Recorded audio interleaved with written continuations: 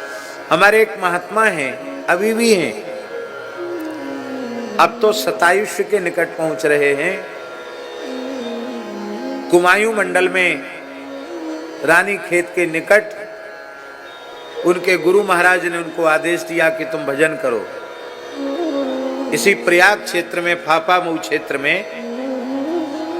श्री दूधाधारी जी महाराज करके सिद्ध पुरुष थे, रामानंद संप्रदाय के महान सिद्ध संत थे दूधाधारी जी महाराज। जीवन पर्यंत वेद लक्षणा गायों का दुग्ध पी करके ही वे रहे, अन्य आहार उन्होंने ग्रहण नहीं किया। घोड़ी पर चलते थे, बड़े ब्रह्मण्य थे और बड़े गोभक्त थे और परम विरक्त थे।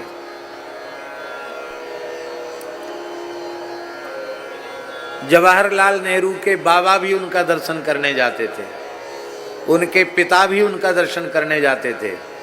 और प्रामाणिक लोगों से सुना हुआ है कि जब नेहरू प्रधानमंत्री देश के बने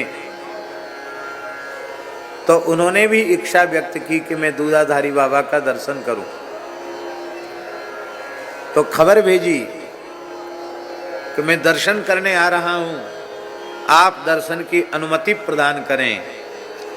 और स्वाभाविकता देश का प्रथम प्रधानमंत्री दर्शन करने पहुंचे तो आज भी जहां रोड ठीक से न बना हो वहां क्या कुछ नहीं हो जाता।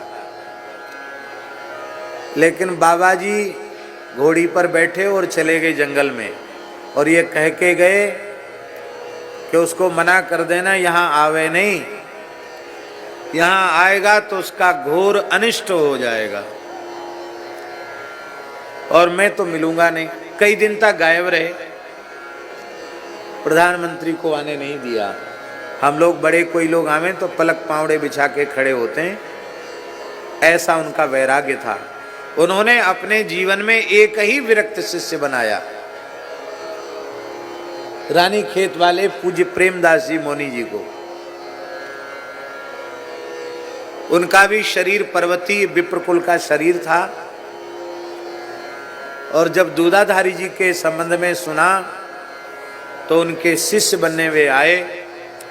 6 महीने तक तो बाबा जी ने घुसने नहीं दिए, डंडा लेकर दौड़ाया, गाली और देते थे ऊपर से।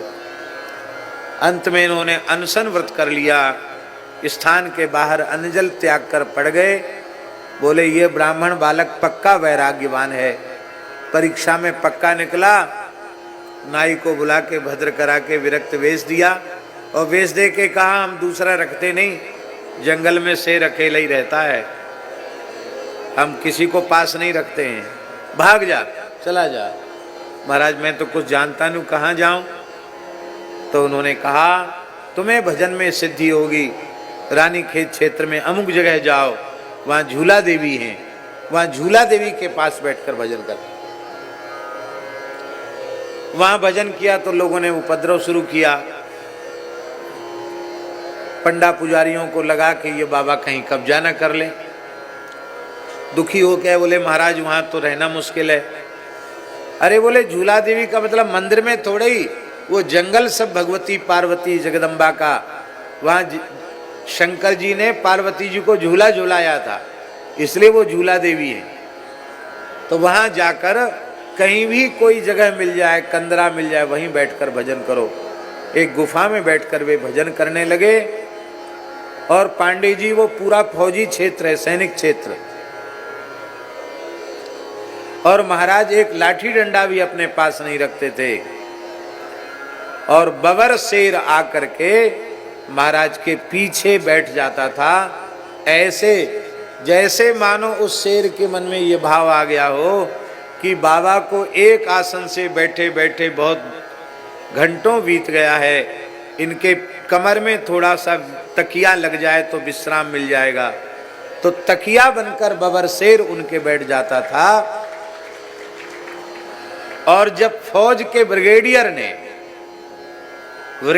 ने जो फौज का बड़ा अधिकारी था, उसने इस दृश्य को अपनी आंखों से देखा कि शेर पीछे बैठा हुआ है, सट करके बैठा है, जैसे शेर का मसनद लगा के बैठे हों, तो बहुत प्रभावित हो गया वह।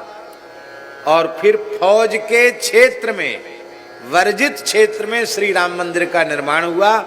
आज भी फौज के घेरे में है वो राम मंदिर। संस्कृत विद्यालय भी है, गौशाला भी है, और अब तो मौनी जी लगभग 100 वर्ष की आयु के हो रहे हैं। आज भी उनकी रहनी वैसी ही है।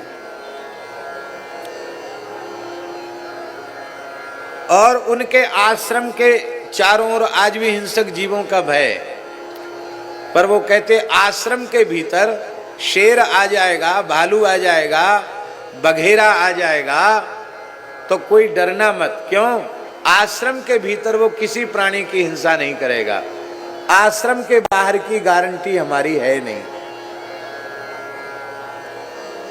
रात बिरात कोई आश्रम के बाहर चला जाए और किसी के साथ कुछ हो जाए तो उसकी गारंटी नहीं, पर आश्रम की परिधि में कोई हिंसक जीव ऐसा नहीं करेगा। हमको लगा कि ये कोई तंत्र है कि मंत्र है कि कोई सिद्धि है, क्या कोई चमत्कार है, पर ग्रंथों को देखने से अनुभूति हुई। अहिंसा प्रतिष्ठायाम तत्सन्निधौ वैरत्यागः, महर्षि पतंजलि योग सूत्र में लिख रहे हैं। और महाभारत में यह बात लिखी है कि जो ऋषि मुनि प्राणी मात्र को अपने से अभय कर देते हैं, वे स्वयं अभय हो करके और वन में प्रतिष्ठित होते हैं। महाभारत में तो यहां तक लिखा है कि अभय प्रदान करना ही अहिंसा व्रत है।